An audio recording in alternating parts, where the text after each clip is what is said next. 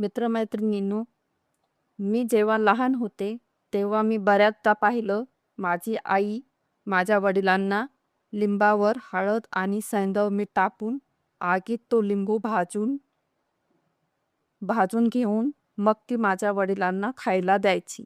तसेच माझी आजी सुद्धा आजोबा आजारी असले की त्यांना हा उपाय करायची.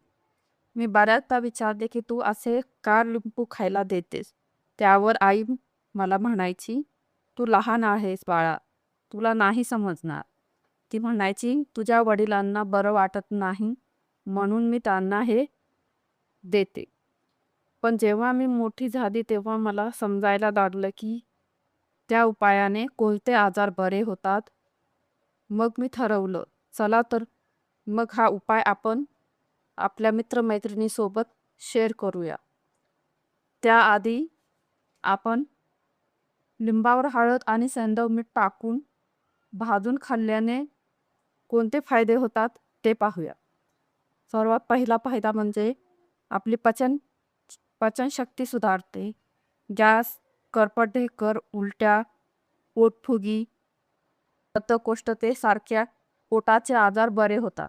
तसेच थंडी, खोकला, घसादुखी आणि डोकेदुखी सुद्धा कमी होण्यास या उपायाने मदत होते.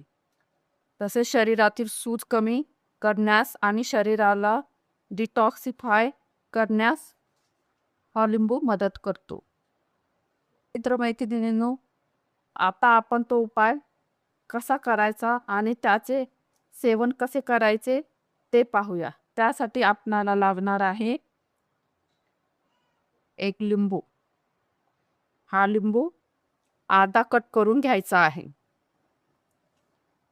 हा मी इथे कट करून घेतलेला आहे. आता या लिंबावर आपण खूप सारी हळद टाकून घ्यायची आहे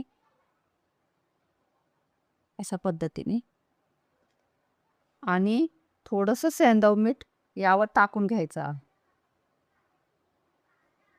आणि आता हा लिंबू गॅसवर आपण भाजून घ्यायचा आहे. तुमच्याजवळ चूल असेल तर तुम्ही त्या चुलीवर भाजून घेऊ शकता.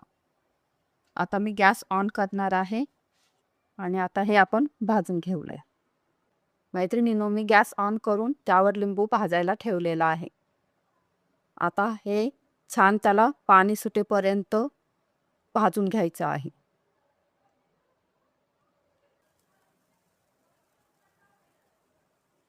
आता हे छानपैकी भाजून झालेलं आहे आणि याला पाणी पण सुटलेलं आहे.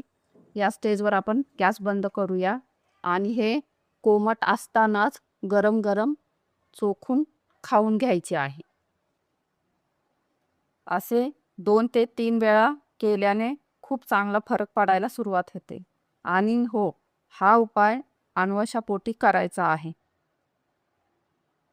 तुमच्या घरात हा उपाय तुमचे आजी आजोबा करत असता ते पण मला कमेंटमध्ये कमेंट करून सांगायला विसरू नका. चला तर मग आजचा व्हिडिओ इथेच थांबूया. पुन्हा भेटूया नेक्स्ट व्हिडिओमध्ये.